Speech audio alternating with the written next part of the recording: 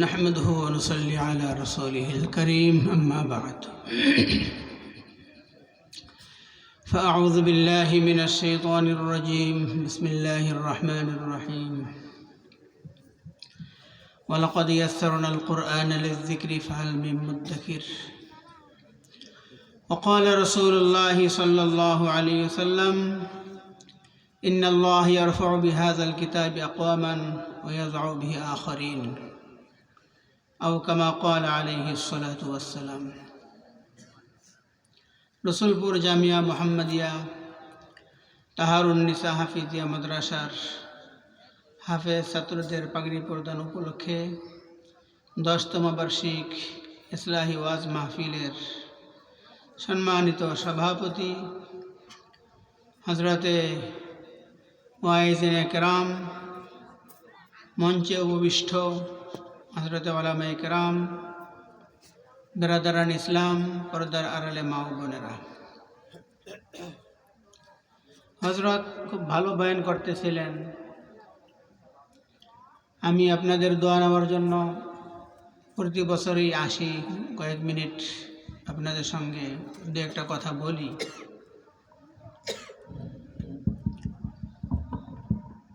যে এই মাদ্রাসা এটা আমাদের মাদ্রাসা। কি বলতে হবে?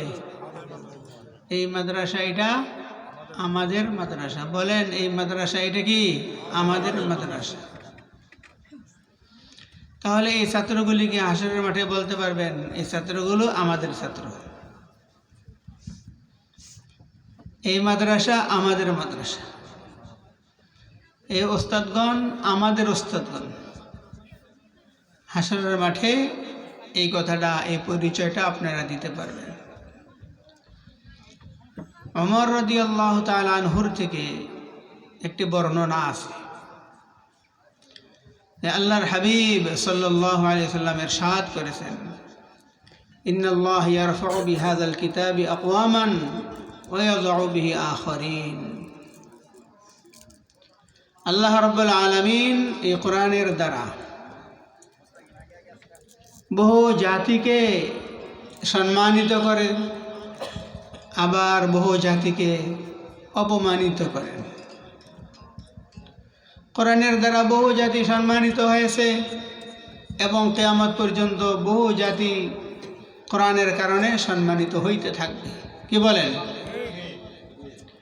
আবার এই কোরআনের কারণেই, কোরআনের বিরোধিতা করার কারণে, কোরআনকে অবহেলা করার কারণে, অবজ্ঞা করার কারণে বহু জাতি অপমানিত হয়েছে, কিয়ামত তক অপমানিত হতেই থাকবে।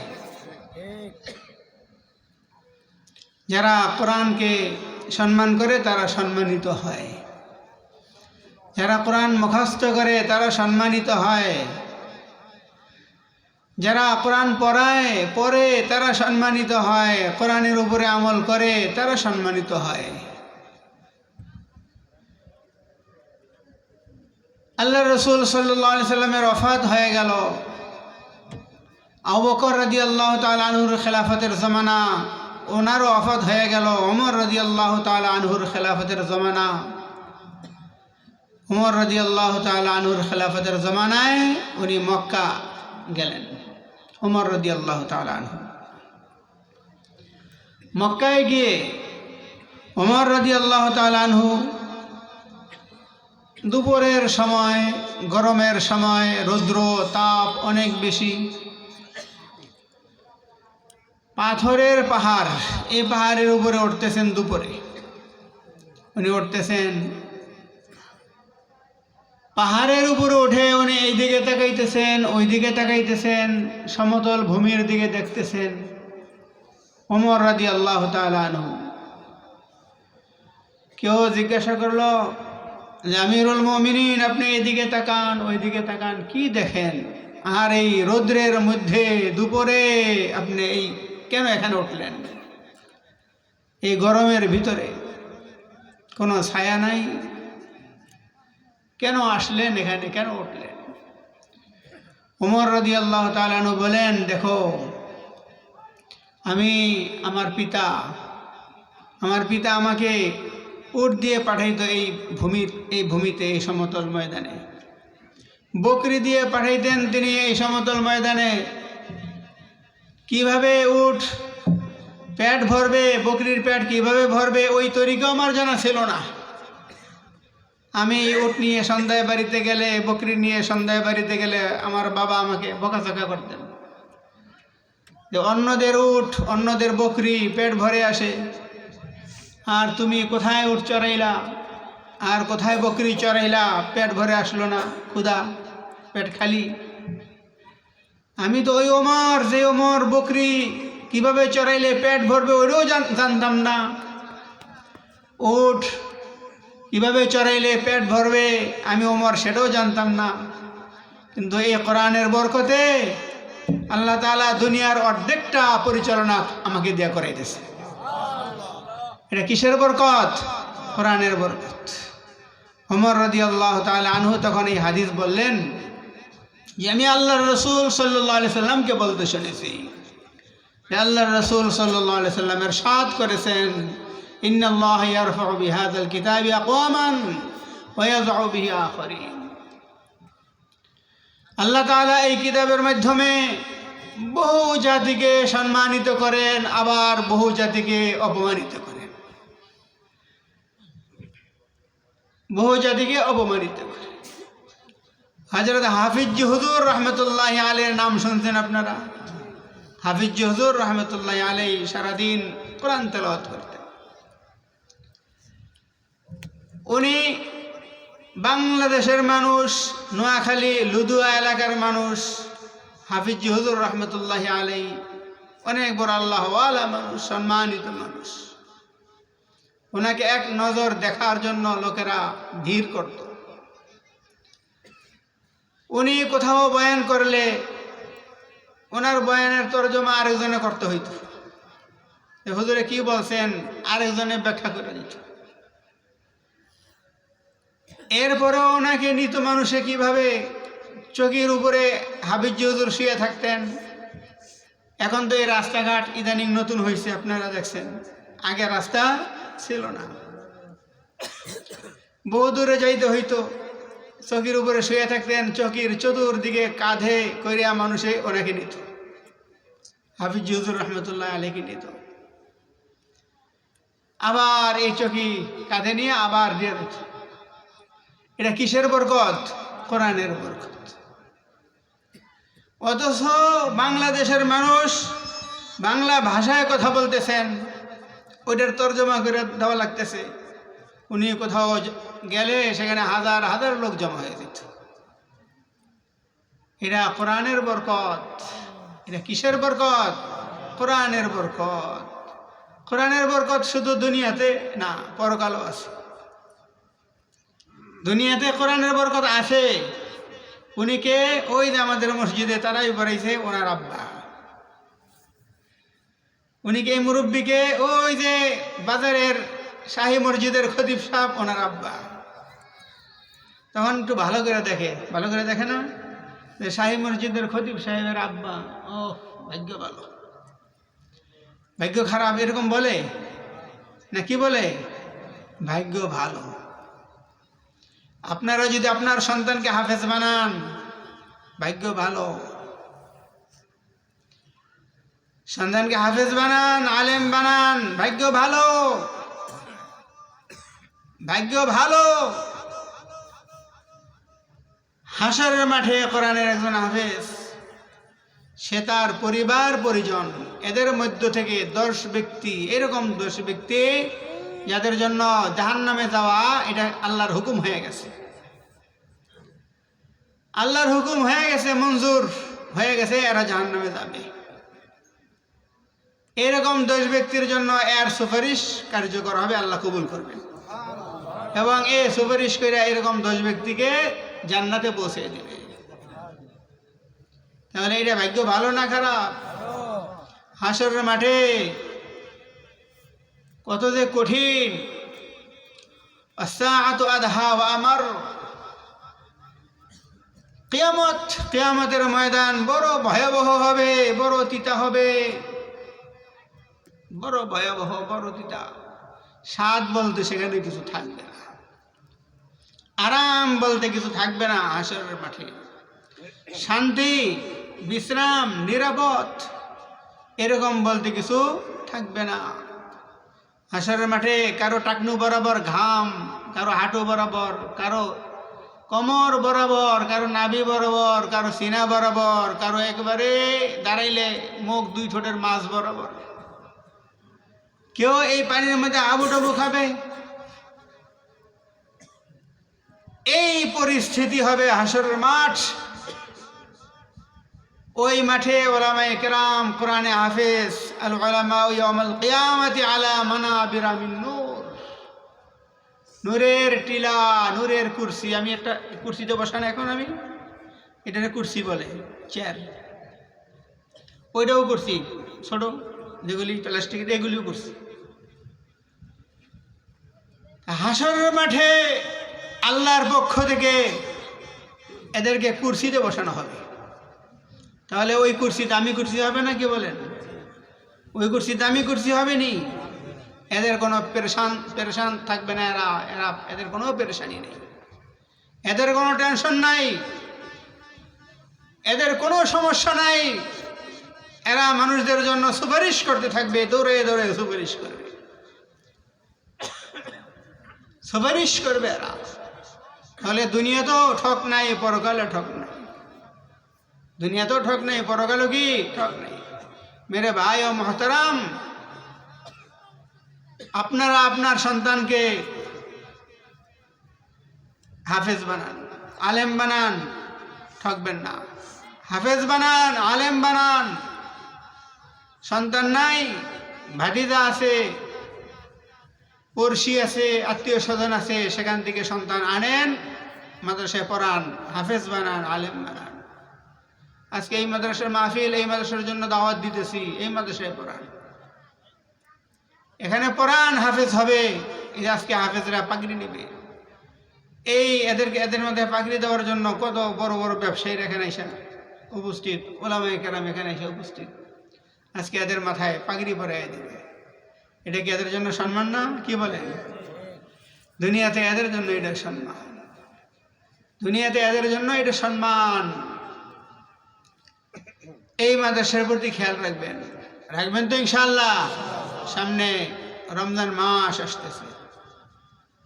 এই রমজান মাসের মতো আমরা কাটাইব। আমরা রমজান মাস যেভাবে কাটানো দরকার সেইভাবে কাটাইব। রাজি আছি? না খাইয়ে থাকবেন না রোজা রাখবেন? কোনটা? একটা আছে না খাইয়ে থাকা, আর একটা আছে কি রোজা রাখা। না খাইয়ে থাকা মানে এই সাহারির সময় শেষ, ওই সময় থেকে নিয়ে সূর্য ডোবা পর্যন্ত না খাইয়ে রইল, কিন্তু সারাদিন গীবত করলো, চোখের হেফাজত করলো না, কানের হেফাজত করলো না, মুখের হেফাজত করলো না, জুলুম নির্যাতন করতে রইল। এরকম ব্যক্তি যদি রোজা থাকে, তার রোজা সে না খাইয়ে রইল, তার এই রোজা আল্লাহর দরবারে কবুল হয় না। আর যদি রোজা থাকে, তাহলে মুখ বন্ধ, কান বন্ধ, চোখ বন্ধ। এই মুখ দ্বারা কারো গীবত করা যাবে না, কান দ্বারা কি করা যাবে না? গীবত শোনা যাবে না, এবং চোখ দ্বারা গুনাহ করা যাবে না। চোখ দ্বারা গুনাহ করা যাবে না, চোখ দ্বারা গুনাহ করা যাবে না। তাহলে যদি আমরা রোজা থাকতে হয়, তাহলে চোখ বন্ধ, মুখ বন্ধ, কান বন্ধ। আর যদি না খাইয়ে থাকতে চান, তাহলে এগুলি সব করেন, সমস্যা নেই, রোজার হইতেছে না। যদিও আপনার জিম্মাদারির থেকে আদায় হয়ে গেছে রোজা, কিন্তু রোজার যেই একটা মাকসাদ, সেটা আদায় হবে না। জিম্মাদারি আদায় হবে, মাকসাদ আদায় হবে না। 60 বৎসরের ইবাদত এক গুনায় খতম। ঈসাই এক ব্যক্তি ছিল, সে তার গির্জার মধ্যে ইবাদত করত। খ্রিস্টান ধর্মের এক ব্যক্তি তার গির্জার মধ্যে ইবাদত করত।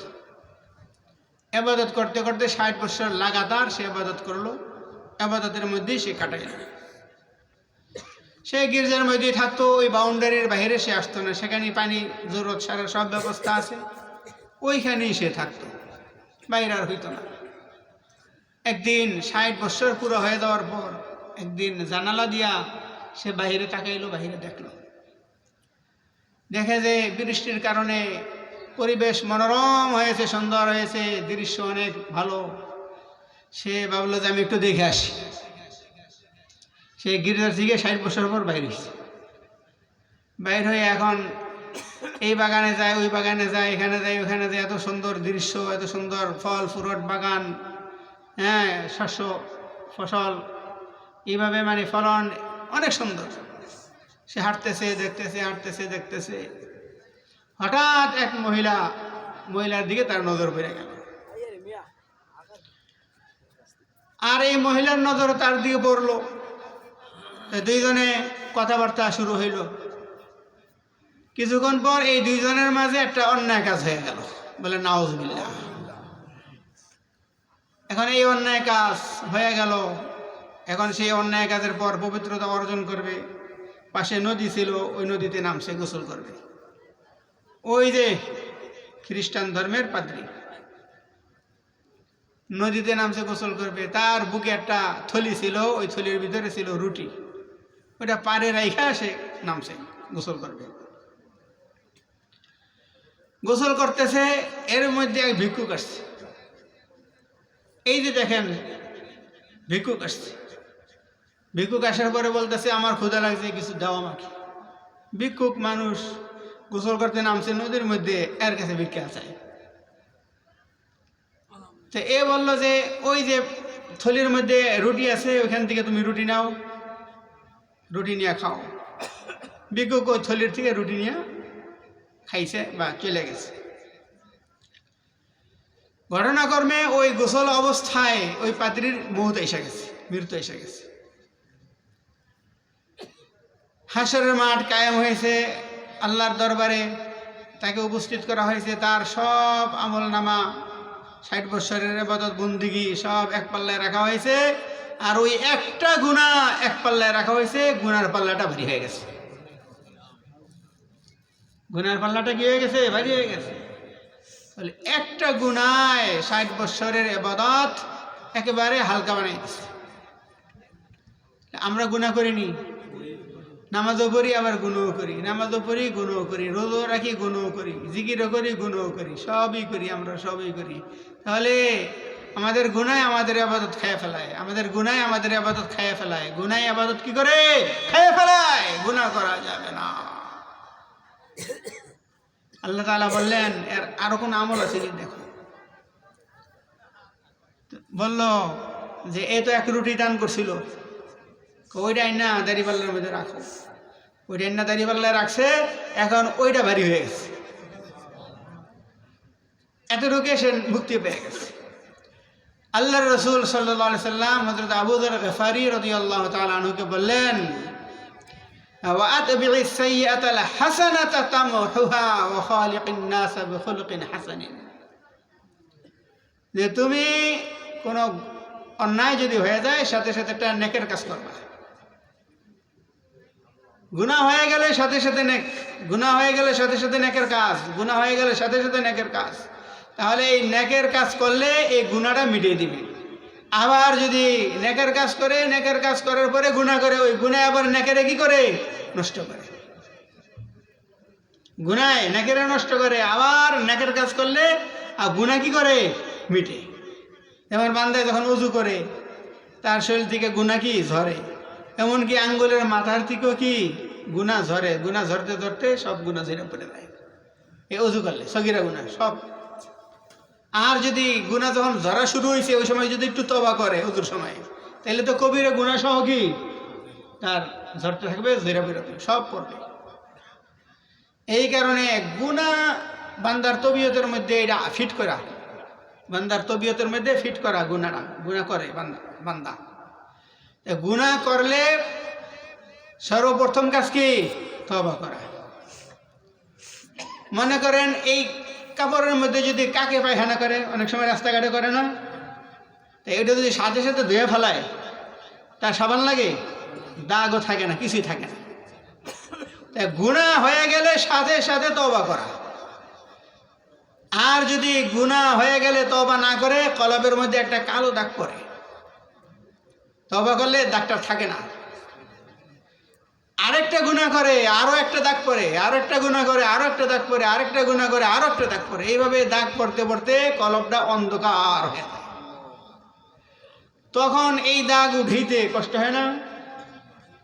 যদি ময়লা কাপড়ে লাগে আর না ধোয়, তিলা পরে কত কিছু হয়, এরপর সাবান দেওয়ান লাগে, আচরণ লাগে, কত কিছু করার লাগে। তা গুনাহ ভারী হয়ে গেলে, দীর্ঘদিন হয়ে গেলে তওবা ছাড়া, তাহলে দিল শক্ত হয়ে যায়। দিল কি হয়? শক্ত হয়। তাহলে এক নম্বর কথা হইল, আমরা কোনো গুনাহ করব না, পারবো তো ইনশাআল্লাহ। আর রমজান মাসে আমরা রোজা রাখবো। রোজা যেইভাবে রাখতে হয় ঠিক ওইভাবে আমরা রোজার শারায়েত রক্ষা করে আমরা রোজা রাখবো, রোজার আদব রক্ষা করে আমরা রোজা রাখবো, পারবো তো ইনশাআল্লাহ। আর এই মাদ্রাসার প্রতি খেয়াল রাখবেন, আপনার একটা সন্তান এই মাদ্রাসায় দিবেন, যদি এই মাদ্রাসায় না দেন, যেখানে আপনার পছন্দ হয় আপনার একটা সন্তান মাদ্রাসায় পড়ান, হাফেজ বানান, আলেম বানান, মুফতি বানান, বড় আলেম বানান। আপনি ঠকবেন না, ঠকবেন না, দুনিয়াতেও ঠকবেন না, পরকালেও ঠকবেন না। হাফেজের মা বাবা দুইজনকে হাসরের মাঠে নূরের মুকুট পরানো হবে। মান ক্বারাআল কুরআন ওয়া আমিলা বিমা ফীহি উলবিসা ওয়ালিদাহু তাজান ইয়াউমাল কিয়ামা যাওউহু আহসানু মিন যাওইশ শামসি ফী বুয়ুতিদ দুনিয়া লাউ কানা ফীকুম ফামা যান্নুকুম বিল্লাযী আমিলা বিহাযা। কেউ কোরআন পড়লো, শিখলো, আমল করলো, তাহলে তার মা এবং বাপ দুইজনকে হাসরের মাঠে সম্মানের মুকুট পরানো হবে, নূরের মুকুট। হাসরের মাঠ কত ভয়াবহ! ওই সময় হাফেজের মা বাপ, এদের মাথায় থাকবে নূরের মুকুট, নূরের মুকুট, নূরের মুকুট। আর এই নূরের মুকুট এটা কীরকম আলো হবে, নূর হবে, ফর্সা হবে, উজ্জ্বল হবে। এই সূর্য যদি মনে করেন এই ঘর, এটা একটা ঘর, এখানে যদি ফিট করা যায় তো, এই সূর্য কথা বলেন না, এখানে যদি ফিট করা যাইত এই সূর্যকে, তাহলে এটা কীরকম আলো হইতো? অনেক বেশি আলো হইতো না? এই সূর্যের যেরকম আলো ফর্সা, সূর্যটা ঘরের ভিতরে আনলে যেরকম হইতো, নূরের মুকুটের ফর্সা এবং উজ্জ্বল, হ্যাঁ একদম, এবং ঝলমলে এই সূর্যের চেয়ে আরো বেশি হবে এই নূরের মুকুটের। এইরকম সম্মানের নূরের মুকুট মা বাবা দুইজনকে দেওয়া হবে হাসরের মাঠে। তাহলে সেই দিন তাদের কোনো পেরেশানি থাকবে? সেই দিন তাদের কোনো পেরেশানি থাকবে? থাকবে না। যার মাথায় নূরের মুকুট তার আবার পেরেশানি কিসের? তাহলে দুনিয়াতেও সম্মান, পরকালে সম্মান। রাজি আছেন ভাই? রাজি আছেন তো ইনশাআল্লাহ? তাহলে আজকে এই হাফেজ ছাত্রদেরকে পাকড়ি দেওয়া হবে। হাফেজ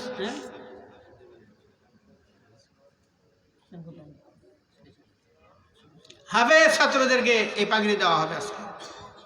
এতে আপনারা খুশি? তো এটাতে আপনারা খুশি থাকেন। হাসরের মাঠে যেন বলতে পারেন, হুজুর আপনাকে যে সম্মানের পাগড়ি, যে মজলিসে যে জলসায় দেওয়া হয়েছিল, আমি ওই জলসায় ছিলাম উপস্থিত। হাসরের মাঠে এটার একটা উসিলা বানাই এলেন, এটার একটা কি উসিলা বানাই এলেন, উসিলা বানাই এলেন। কোরআনে কারীম সহি শুদ্ধভাবে তেলাওয়াত করা ফরজ। কোরআনে কারীম সহি শুদ্ধভাবে তেলাওয়াত করা কি ফরজ। কেউ যদি কোরআন সহি শুদ্ধ কইরা কবরে না যায়, সহি শুদ্ধ কইরা কবরে যায়, তাহলে তো সাথে ফরজ আদায় কইরেই কবরে গেল। আর কেউ কবরে গেল গা কোরআন সহি কইরা গেল না, সে একটা ফরজ তরক কইরা কবরে গেল। কোরআন সহি শুদ্ধ পড়া কি ফরজ। কোরআন সহি শুদ্ধ করলো না, কোরআন সহি শুদ্ধ করলো না, কবরে চলে গেল, সে ফরজ তরক কইরা কবরে গেল। সে ফরজ তরক কইরা কোথায় গেল? কবরে গেল। তা আপনারা কোরআনে কারীম সহি শুদ্ধভাবে পড়বেন। যারা সহি শুদ্ধভাবে পারেন এরা বেশি বেশি তেলাওয়াত করবেন, যারা পারেন না এরা সহি শুদ্ধ করার জন্য ফিকির করবেন।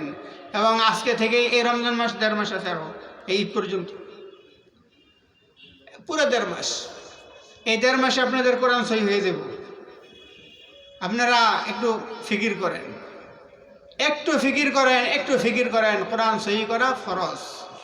কোরআন সহি না কইরা হ্যাঁ কবরে না যাই।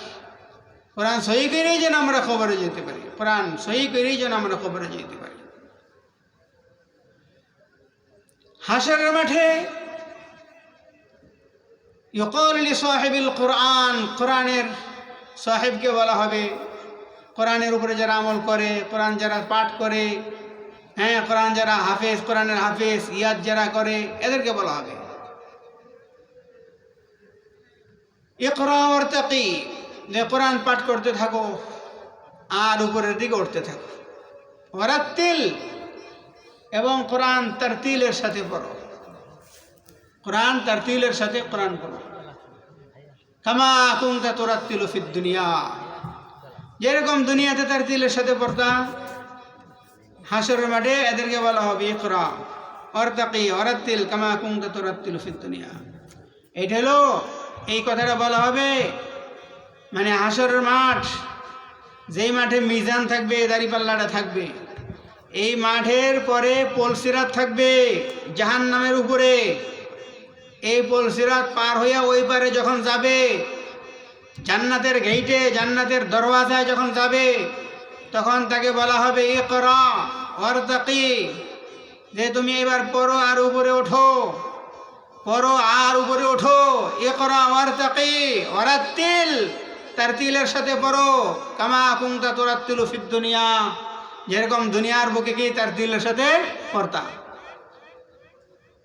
তাই হাশরের মাঠে জান্নাতের গেটের মধ্যে বলা হবে ইকরা আর পড়ো আর উপরে ওঠো, পড়ো উপরে ওঠো। কি এই যে আমাদের এই যে পাও দিয়ে আমরা কি করি, সিঁড়ি বাইয়া উপরে উঠি, এরকম এরকম না, চলমান সিঁড়ি আছে না, লিফট আছে না। দুনিয়ার মানুষ যেটা কোনোদিন কল্পনা করে নাই যে এত দ্রুত সিঁড়ি আবার উপরের দিকে উঠতে পারে, কল্পনার বাহিরে, যেটা কল্পনায় আসে না, এত দ্রুত, এত সুন্দর, এত নিরাপদ সিঁড়ি হবে। ওই সিঁড়িতে দাঁড়াইবে, বাস উঠতে থাকবে। আর 10 আয়াত মুখস্থ আছে, সে 10 তলা বিশিষ্ট জান্নাত সে পাবে। কারো 100 আয়াত মুখস্থ, 100 তলা বিশিষ্ট জান্নাত সে পাবে। কারো 1000 আয়াত মুখস্থ আছে, 1000 বিশিষ্ট, 1000 তলা বিশিষ্ট জান্নাত সে পাবে।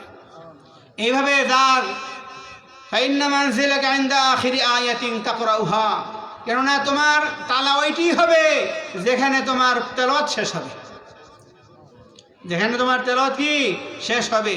তাহলে দুনিয়াতেও সম্মান, পরকালে সম্মান, দুনিয়াতেও সম্মান, পরকালে সম্মান। আমরা তো আছি তো ইনশাআল্লাহ, আমরা রাজি আছি তো ইনশাআল্লাহ। আল্লাহ তাআলা আমাকে আপনাকে সবাইকে কোরআনের সাহেব হওয়ার তৌফিক দান করেন, বলেন আমিন। ওয়া আখিরু দাওয়ানা আলহামদুলিল্লাহি রাব্বিল আলামিন।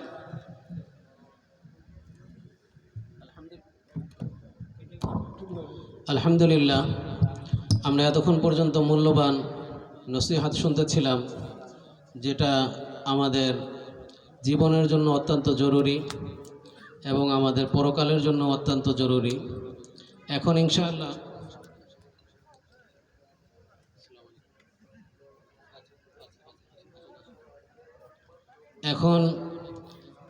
আপনাদের এলাকার স্বনামধন্য মাদ্রাসা রসুলপুর জামিয়া মোহাম্মদিয়া মাদ্রাসার ফসল, যেটা আমরা কৃষকরা সিজন আসলে আমরা ফসল লাগাই, ফসল যখন লাগাই তখন আমরা কষ্ট করি, আর ফসল যখন নাকি আমরা উঠাই তখন আমাদের মধ্যে এক ধরনের আনন্দ থাকে। তো আপনাদের এলাকার স্বনামধন্য মাদ্রাসা, এই মাদ্রাসার ফসল আপনারা দেখতে পাবেন। আমাদের এই মাদ্রাসায় সতরচর এলাকা এবং চর বিশ্বনাথ এলাকা, 2 এলাকা থেকে 2 জন এবং বাহির থেকে কিশোরগঞ্জের 1 জন, সর্বমোট 3 জন আজকে ইনশাআল্লাহ পাগড়ি নিবে। আমাদের প্রধান মেহমান যে প্রধান, সে কিছুক্ষণের মধ্যে এসে পড়তেছে, একটু ধৈর্য ধারণ করবেন। এলাকাবাসী যারা আমরা এখনও প্যান্ডেলের বাহিরে আছি, তাদেরকে আমি বলবো অতি সত্বর আপনারা প্যান্ডেলের মধ্যে এসে যান। আমাদের বহু কাঙ্ক্ষিত অত্র এলাকার স্বনামধন্য রসুলপুর জামিয়া মোহাম্মদিয়া মাদ্রাসার হাফেজ ছাত্রদেরকে পাগড়ি প্রদান করা হবে এখনই। আপনারা যারা বাহিরে আছেন তারা অতি সত্বর ভিতরে এসে যান। আর যারা দোকানদারি করতেছেন তাদেরকে অনুরোধ করব, আপনারা আপনাদের দোকানগুলো বন্ধ করে দেন। যারা দোকানদারি করতেছেন তাদেরকে অনুরোধ করব আপনারা আপনাদের দোকানগুলো অবশ্যই বন্ধ করে দেন। এলাকাবাসী যারা ময়মুরব্বী আছেন তারা সহযোগিতা করেন তাদের দোকানগুলো যাতে বন্ধ করে দেয়। ইনশাআল্লাহ অল্প সময়ের মধ্যেই আমাদের এই শুরু হবে। তার আগে আমাদের 2-4 মিনিট কথা বলবেন আপনাদের এই এলাকার কৃতি সন্তান হাইও জামি মসজিদের ইমাম ও খতিব হযরত মাওলানা নুরুল ইসলাম সাহেব।